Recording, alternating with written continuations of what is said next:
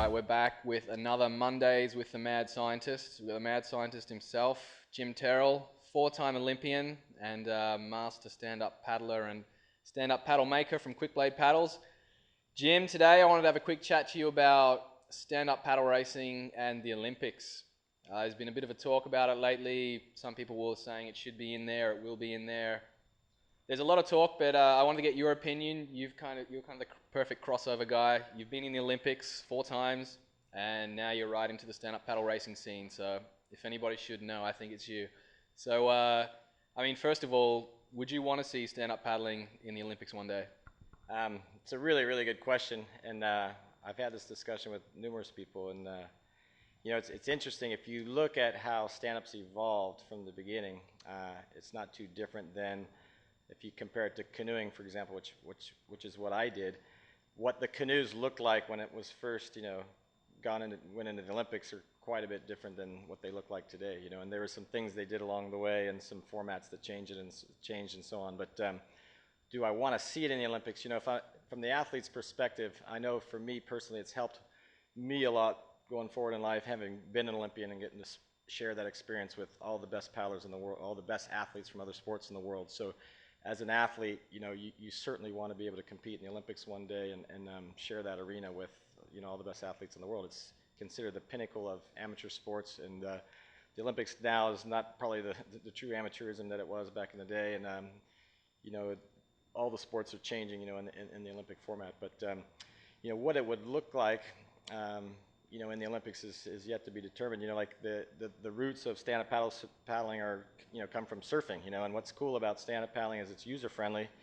Everybody can do it, and I think we need to preserve the boards that we paddle. I think having them look like surfboards is a good thing for the sport. The beach atmosphere, the surf lifestyle, that sort of brings an element to the sport that makes it kind of cool. I think, by most people, they view surfing as a cool thing, like worldwide, I'd say. So all those things, I think we need to protect and keep working in the favor of stand-up paddling in general.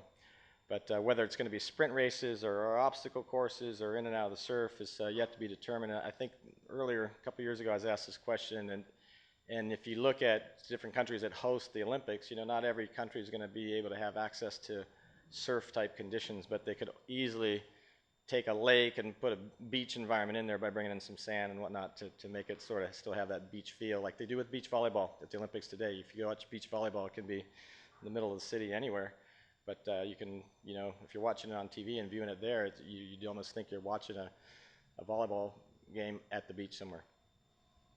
All right, now, do you think stand-up paddling deserves to be in the Olympics? Or do you think one day it will deserve to be in the Olympics? Or do you think it has its own place outside of the Olympics, kind of like surfing does?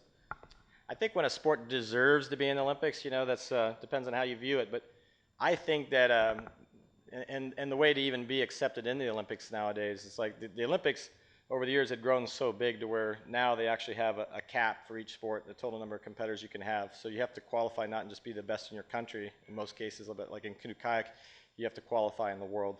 So it has to be participated in by, quite a few nations, which we already have that now. I don't know, SUP Racing, I'm sure, exists in well over 20 countries right now, and I'm sure there's probably 40 or more that are, actively, paddling race-type boards.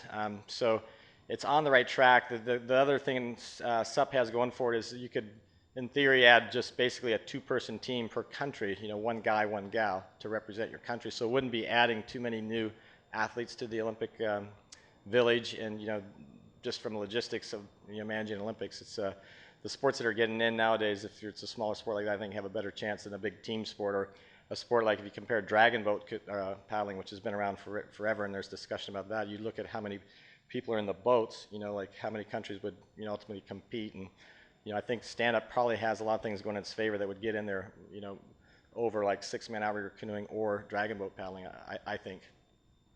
All right, now, so if the head honcho of the IOC came to you and said, Jimmy Terrell, you've got all the Olympic experience and the SUP knowledge, so we want you to have complete control over putting SUP in the Olympics, and they want you to design the courses and the races, what would a typical race look like if it ever made it to the Olympics? Are we talking ocean, flat water? You mentioned before having an artificial beach on the lake.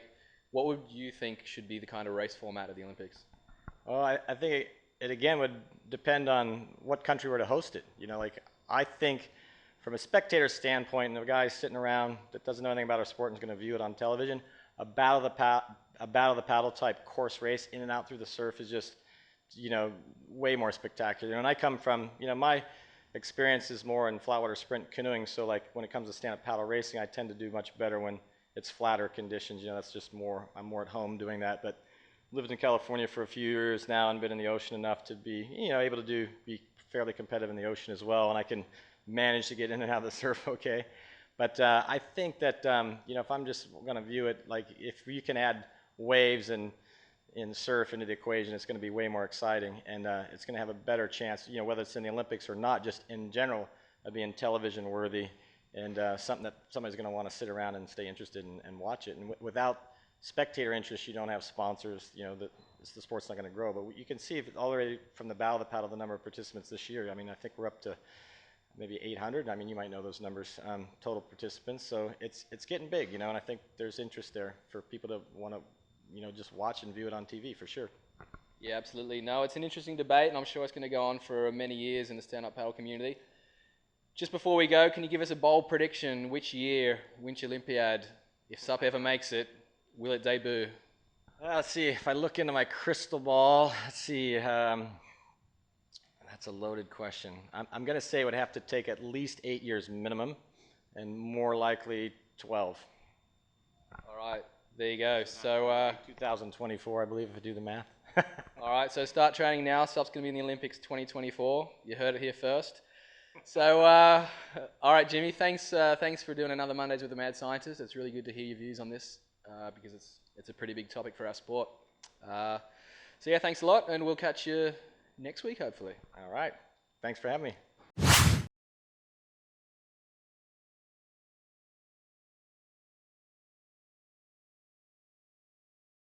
So I envision it becoming a biathlon type sport, just like cross-country skiing when they added shooting, particularly when it comes to the judging on the beach type of thing, you know, for those bonus points. I mean, it'll really come in handy. So I think that's going to help the sport from a mass appeal. I mean, it's pretty certain that it's going to sort of go that way. I mean, that's